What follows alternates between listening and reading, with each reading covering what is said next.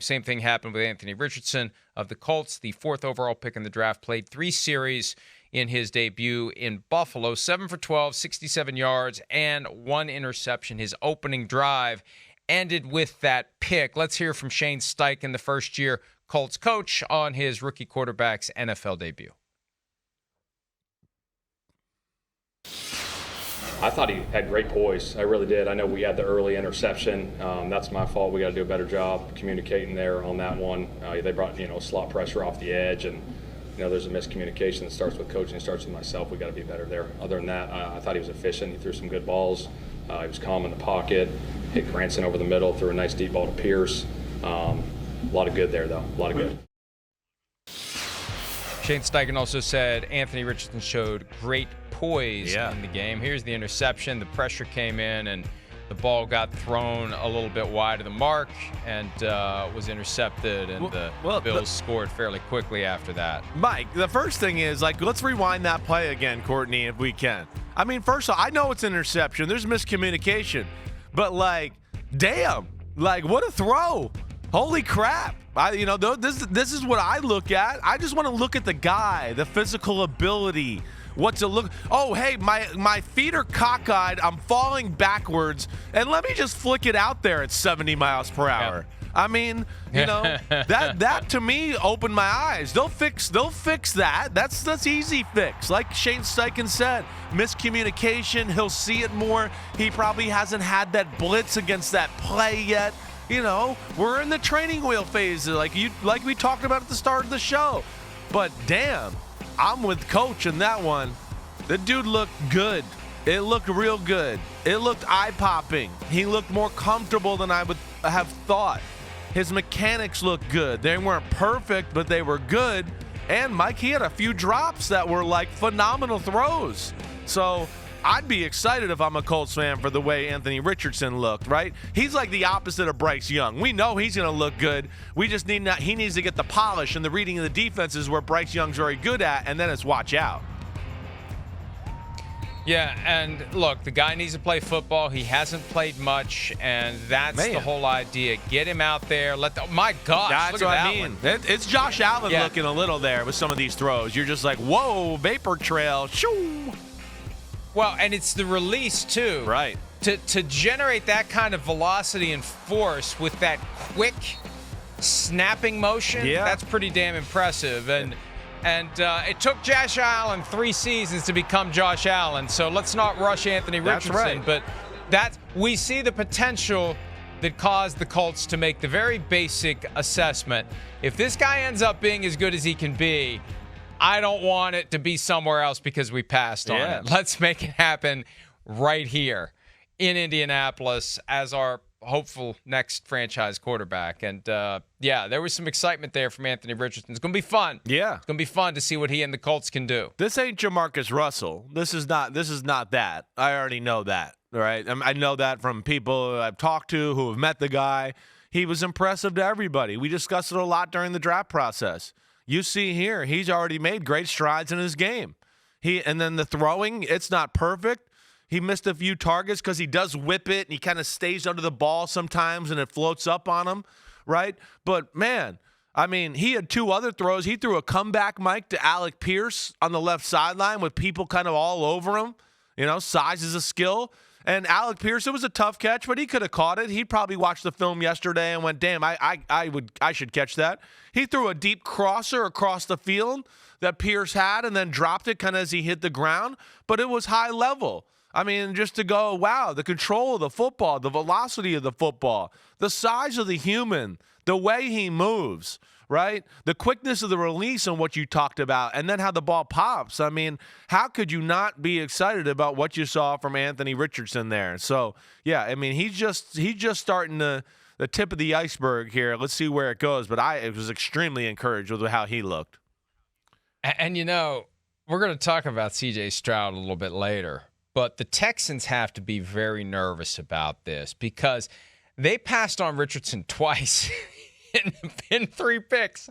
They had pick 2, and they took Stroud.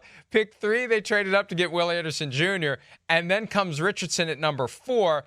And, I mean, it doesn't matter. They weren't going to take two quarterbacks back to back. But just the idea, when you look at the draft picks from 2023 and you see 1, Bryce Young, 2, Texans, Stroud, 3, Texans, Will Anderson, 4, Anthony Richardson, and they're going to play him twice per year. Yeah. I mean, if Richardson becomes the superstar of this class, it's going to be very glaring for the Houston Texans. Well, very glaring. It will be. There's pressure on pick 1 and 2 right there. They're both going to feel the pressure if Anthony Richardson becomes Josh Allen and the other two, just become whatever, just another guy. Baker Mayfield and Sam Darnold. Exactly, right there. Way to put it together for me. Yeah, that's going to be big time pressure. And I'll say this too, just watching Anthony Richardson, I'm not so sure.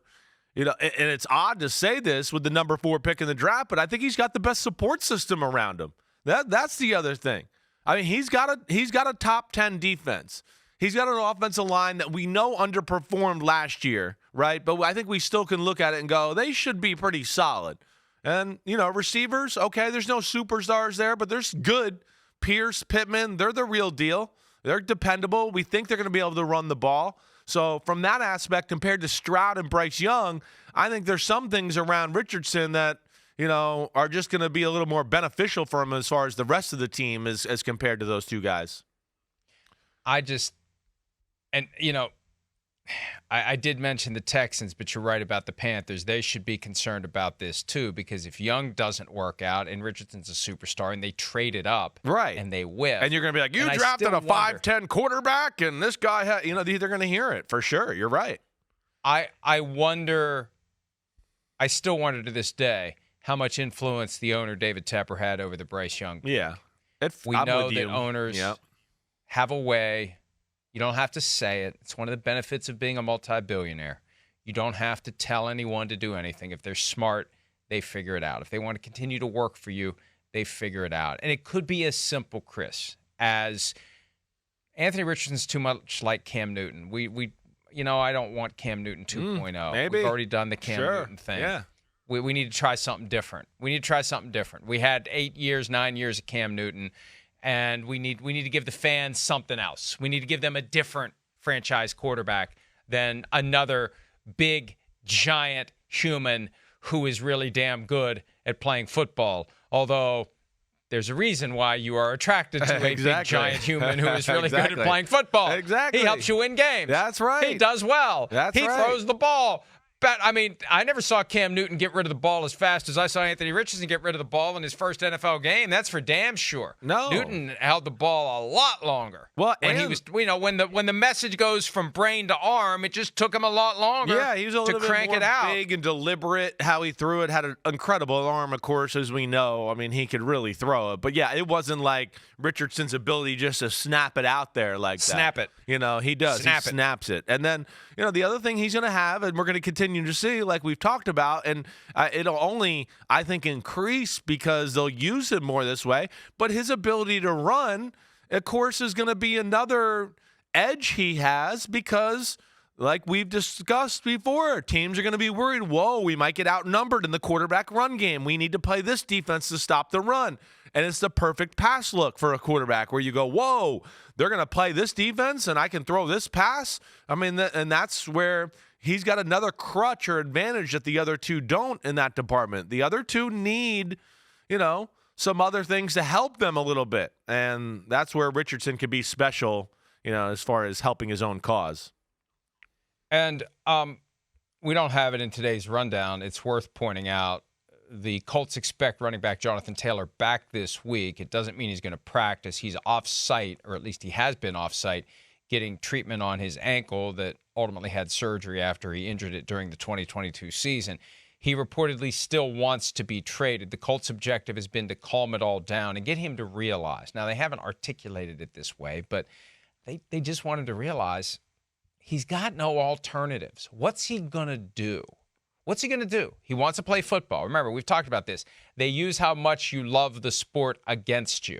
What are you going to do, Jonathan? You want to play in the NFL. You want to play football. You want to come out here and compete. You want to be out there on the same field with this exciting rookie quarterback.